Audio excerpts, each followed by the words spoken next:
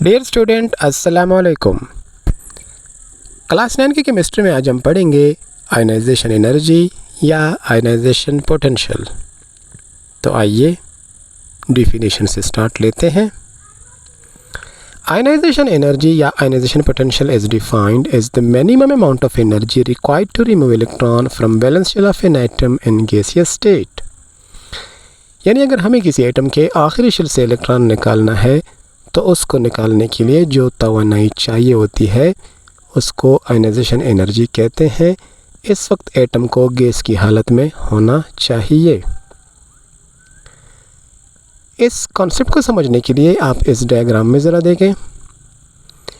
यहाँ पर आपको एक एटम नज़र आ रहा है जिसमें मरकज़ा है जिस पर मुस्बत चार्ज है और मरकज़े के बाहर नेगेटिवली चार्ज इलेक्ट्रॉन घूम रहे हैं।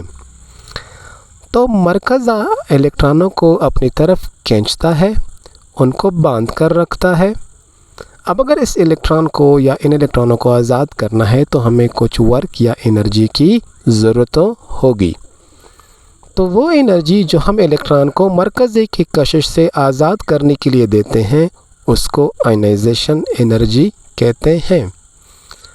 यानी एटम का जो मरकज़ा है वो इलेक्ट्रॉनों को अपनी अंदर की तरफ खींचता है। अब अगर हमने शेल से इलेक्ट्रॉन को बाहर भेजना है तो इसके लिए हमें कुछ काम करना होगा, कुछ एनर्जी देनी होगी। अब दोबारा इस डिफिनीशन को देखें। The minimum amount of energy required to remove electron from the valence shell of an atom in gaseous state. Electron निकालेंगे एटम के आखिरी शेल से और गैस की हालत में। इसके लिए हम यूनिट इस्तेमाल करेंगे किलो जूल पर मोल। इसके अलावा हम इलेक्ट्रॉन वोल्ट की यूनिट भी यूज़ कर सकते हैं। अब मुख्तलिफ एटम हैं, पीरियोडिक टेबल में बहुत सारी एलिमेंट हैं। तो अब हम देखेंगे कि किन एलिमेंट की आयनाइजेशन एनर्जी कम है और किन की ज़्यादा है। लेकिन इसको समझने के लिए पहले हमें वो फैक्टर पढ़ने होंगे जिन पर आयनाइजेशन एनर्जी डिपेंड करती है। तो फैक्टर्स अफेक्टिंग आयनाइजेशन एनर्जी।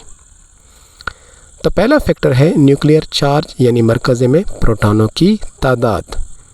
तो higher the nuclear charge higher is the ionization energy because positive proton exert attractive force on electron. So increase in number of proton means electrons are strongly held, so greater energy is required to remove electron. इस बात को समझते हैं। ये मेरे पास atom है। अगर atom के मरकज़े में प्रोटॉनों की तादाद बढ़ेगी तो इलेक्ट्रॉन पर मरकज़े की अट्रैक्शन भी बढ़ेगी। तो लिहाजा ऐसे इलेक्ट्रॉन को निकालने के लिए ज़्यादा एनर्जी चाहिए होगी। तो इस डायग्राम में आप देख सकते हैं कि पहले मरकज़े में 3 प्रोटॉन है और इलेक्ट्रॉन उनसे थोड़ा दूर है, अगरचे दूसरे शेल में है।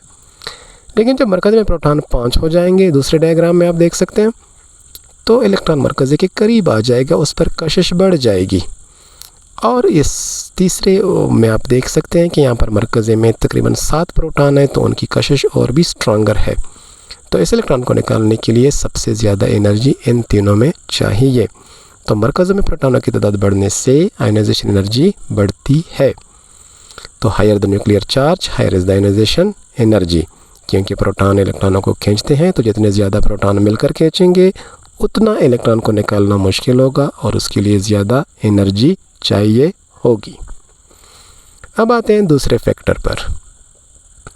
दूसरा फैक्टर है साइज़ ऑफ द एटम, यानी एटम छोटा है या बड़ा है, उसमें शेल कम है या ज़्यादा है। तो ionization energy decreases as atomic size increases, यानी जिस तरह एटम का साइज़ बढ़ेगा आयनाइजेशन एनर्जी भी बढ़ेगी, क्योंकि increase in number of shell because greater shielding effect. इस बात को समझने के लिए मैं आपको ये डायग्राम दिखाता हूँ। ये मेरे पास एक मुख्तलिफ एटम्स हैं। पहले एटम में 2 शेल हैं, दूसरे एटम में 3 शेल हैं, अगले में 4 हैं और अगले में 5 शेल हैं। तो जितने शेलों की तादाद बढ़ रही है तो आप एक तो देख सकते हैं कि इलेक्ट्रॉन मरकज़े से दूर जा रहे हैं। तो जितना मरकज़े से इलेक्ट्रॉन दूर होगा उस पर मरकज़ी की कशिश कमज़ोर होगी, उसको निकालना आसान होगा। मतलब ऐसे इलेक्ट्रॉन को निकालने के लिए हमें कम तवानाई चाहिए। इसको अगर आप एक और ज़बान में समझें तो यहाँ पे मैंने लिखा है कि outer electrons are protected by electrons in the inner shells and sub shells, और इसी बात को कहते हैं शील्डिंग इफ़ेक्ट। यानी जो अंदर के इलेक्ट्रॉन हैं उनकी वजह से बाहर के इलेक्ट्रॉन मरकज़े को अच्छी तरह नज़र नहीं आते, यानी मरकज़ा उन पर अपनी पूरा कंट्रोल एग्जर्ट नहीं कर सकता। तो जब साइज़ बढ़ेगा तो nuclear hold over valence electron decreases, so lesser energy is required to remove electron. अब आप इस डायग्राम में दोबारा देख लें कि जब इलेक्ट्रॉन में जब शेलों की तादाद एटम में बढ़ती है तो इलेक्ट्रॉन मरकज़ से दूर भी होते जाते हैं, और दूसरी बात के अंदर जितने शेल ज़्यादा होंगे उतना आखिरी शेल के जो इलेक्ट्रॉन है वो मरकज़ से छुपने में ज़्यादा कामयाब होंगे। तो ऐसे इलेक्ट्रॉनों को निकालना आसान होगा क्योंकि इन पर मरकज़ी की कशिश कमज़ोर पड़ जाती है। अब ट्रेंड्स अक्रॉस ए पीरियड पढ़ेंगे। एक फैक्टर और है, उसको थोड़ा बाद में डिस्कस करेंगे। पीरियाडिक टेबल में अगर आप लेफ़्ट टू राइट जाएंगे तो आईपी इंक्रीज़ होती है। From left to right in a period IP increases, और इसकी रीज़न है कि लेफ़्ट टू राइट एक पीरियड में न्यूक्लियर चार्ज इंक्रीज़ होता है और एटॉमिक साइज़ डिक्रीज़ होता है। तो इलेक्ट्रॉनों पर मरकज़ी की कशिश बढ़ती जाती है और उनको निकालने के लिए ज़्यादा एनर्जी चाहिए होती है। तो यहाँ पे हम देख सकते हैं कि सोडियम है, उसका एटॉमिक नंबर 11 है लेकिन उसकी आयनिक एनर्जी 496 है। आगे मैग्नीशियम से बढ़ते जाएं तो 738 हो जाती है, और इस ग्रुप में आप इंतहाई इस पीरियड में अगर आप जाएं इंतहाई राइट की तरफ तो आर्गॉन है आखिरी एलिमेंट जिसकी 1521 है, सबसे ज़्यादा उसकी है। अब इसमें लेफ़्ट टू राइट अगर हम जाते हैं किसी भी पीरियड में तो आयनाइजेशन एनर्जी क्यों बढ़ती है? क्योंकि एटम में जो शेलों की तादाद है वो तो कांस्टेंट रहती है। अब जब शेलों की तादाद कांस्टेंट रहती है तो यहाँ पर हमने एक डायग्राम में देखा था, और प्रोटॉनों की तादाद बढ़ती है तो मरकज़े की कशिश ताकतवर होती जाती है और इलेक्ट्रॉन को निकालना मुश्किल होता जाता है। अब वापस आते हैं यहाँ पर, इसमें कुछ इरेगुलरिटीज़ हैं, जैसे अब मैग्नीशियम की एल्युमिनियम से ज़्यादा है और फास्फोरस की सल्फ़र से ज़्यादा है। इसको मैं थोड़ी देर में एक्सप्लेन करता हूँ। अब जाते हैं ज़रा ग्रुप की तरफ। अब पीरियाडिक टेबल में अगर आप डाउन द ग्रुप आएंगे तो आयनाइजेशन एनर्जी कम होगी। From top to bottom in a group ionization energy कम होती है। उसकी वजह यह है कि ऊपर से नीचे जब आप आएंगे तो शेल ऐड होंगे। जब शेल ऐड होंगे तो एटम का साइज़ बढ़ेगा, शील्डिंग इफेक्ट भी बढ़ेगा, तो मरकज़ी की कशिश कमज़ोर होती जाएगी और कम एनर्जी से इलेक्ट्रॉन को निकाला जा सकता है। तो ग्रुप में ऊपर से नीचे आप देख सकते हैं लिथियम, सोडियम, पोटाशियम, रुबिडियम और सीजियम, तो मसलसल आयनाइजेशन एनर्जी कम हो रही है। तो 520 से सोडियम की 495 है, पोटाशियम की 418 है और रुबिडियम की उससे भी कम है। इसको समझने के लिए हम दोबारा वहाँ पर जाते हैं जहाँ पर हमने ये एक्सप्लेन किया था कि जब आप टॉप टू बॉटम में ग्रुप आते हैं तो हर बार एक नया शेल ऐड होता है। शेल के ऐड होने से शील्डिंग इफेक्ट बढ़ती है और एटम का साइज़ भी बढ़ता है, जिससे न्यूक्लियर की कशिश कमज़ोर होती है और इलेक्ट्रॉन को निकालना आसान होता जाता है।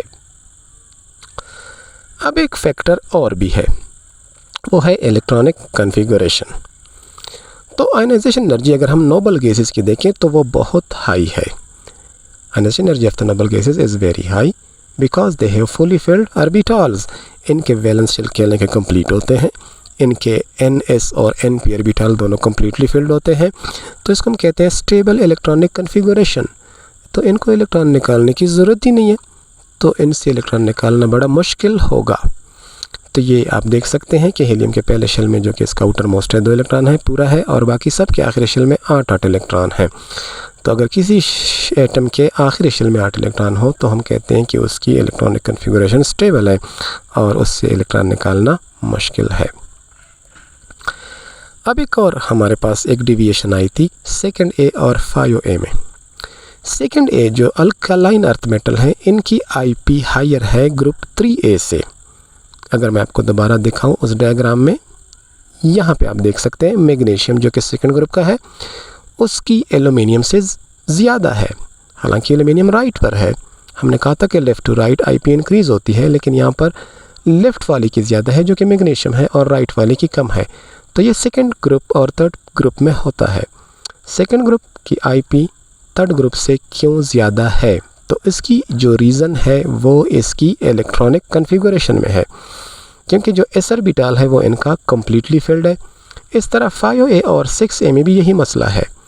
5a में जो नाइट्रोजन की फैमिली है वहाँ पर हाफ फिल्ड पी ऑर्बिटल होता है, तो वो भी रिलेटिवली स्टेबल होते हैं, तो उनको भी निकालने के लिए थोड़ी ज़्यादा एनर्जी चाहिए होती है।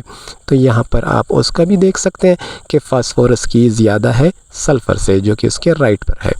तो इन दोनों वजूहात को हम इलेक्ट्रॉनिक कन्फिगुरेशन से एक्सप्लेन करते हैं। तो यहाँ पर आप देख सकते हैं ये बेरिलियम है, इसका 1s भी कम्प्लीटली फिल्ड है और 2s भी कम्प्लीटली फिल्ड है, तो इस ऑर्बिटल से इलेक्ट्रॉन निकालना मुश्किल होगा। और जो बोरान है इसमें 1s और 2s तो कम्प्लीटली फिल्ड है, लेकिन इसका 2p पार्शियली फिल्ड है, उसमें एक इलेक्ट्रॉन है, तो उसको निकालना आसान है। तो इस ऑर्बिटल पर मरकज़ी की कशिश ज़्यादा भी होती है और p पर कम भी होती है, इस वजह से भी ये थर्ड a की IP कम होती है सेकंड a से। ये एक एक्सेप्शनल केस है, अक्रॉस द पीरियड हमने पढ़ा था। अब अगर आप देख लें नाइट्रोजन और ऑक्सीजन में, नाइट्रोजन 5 ग्रुप का है और ऑक्सीजन छठे ग्रुप का है, तो नाइट्रोजन के वैलेंस शेल में जो p ऑर्बिटल है वो हाफ फिल्ड है 2p3, तो तीनों इलेक्ट्रॉन अनपेयर्ड हैं। तो ये रिलेटिवली स्टेबल कन्फिगुरेशन है ऑक्सीजन के मुकाबले में, जहाँ पर 2p4 है, इसका ना फुली फिल्ड ऑर्बिटल है और ना हाफ फिल्ड है, तो ऑक्सीजन से इलेक्ट्रॉन निकालना जो है वो आसान है नाइट्रोजन की निस्बत। आखिर में बात करेंगे मेटल्स की। तो मेटल जो होते हैं उनकी आयनाइजेशन एनर्जी कम होती है। क्यों कम होती है? क्योंकि मेटल पीरियडिक टेबल में लेफ़्ट साइड पर वाक़िया होते हैं, उनका लार्ज साइज़ होता है, तो लार्ज साइज़ की वजह से उनकी IP कम होती है। अच्छे मेटल की पहचान भी यही है कि जिसकी आयनाइजेशन एनर्जी कम हो, तो metallic character increases down the group, क्योंकि IP कम होती है। और लेफ़्ट टू राइट, क्योंकि अभी हमने देखा कि IP बढ़ती है, तो लिहाजा metallic character left to right decrease होता है। तो जितने भी अच्छे मेटल हैं वो पीरियडिक टेबल में लेफ़्ट साइड पर हैं और डाउन द ग्रुप हैं, जो कि ग्रुप 1a और 2a बनते हैं, और नॉन मेटल राइट पर हैं, जैसे कि नोबल गैसेस या हेलोजन्स और ऑक्सीजन की फैमिली। तो ये था हमारा टॉपिक आयनाइजेशन एनर्जी। अब थोड़ा सा अगर आप इसको एक क्विक रिव्यू देते हैं, आयनाइजेशन एनर्जी जो है वो एटम से जो आखिरी शेल होता है उससे इलेक्ट्रॉन निकालने के लिए जो एनर्जी हम देते हैं उसको आयनाइजेशन एनर्जी कहते हैं। आयनाइजेशन एनर्जी जो है ये प्रोटॉनों की तादाद पर डिपेंड करती है, जितने प्रोटॉन बढ़ाएंगे तो आयनाइजेशन एनर्जी बढ़ेगी, जबकि शेलों की तादाद के बढ़ने से ये कम होती है। इसके अलावा इलेक्ट्रॉनिक कन्फिगुरेशन भी इसमें हिस्सा डालती है। अगर एटम की इलेक्ट्रॉनिक कन्फिगुरेशन स्टेबल है तो उससे इलेक्ट्रॉन निकालना मुश्किल होगा, लेकिन अगर उसकी इलेक्ट्रॉनिक कन्फिगुरेशन स्टेबल नहीं है तो वो उससे आसानी से इलेक्ट्रॉन निकाला जा सकता है। उम्मीद है आपको समझ आ गई होगी। बहुत शुक्रिया।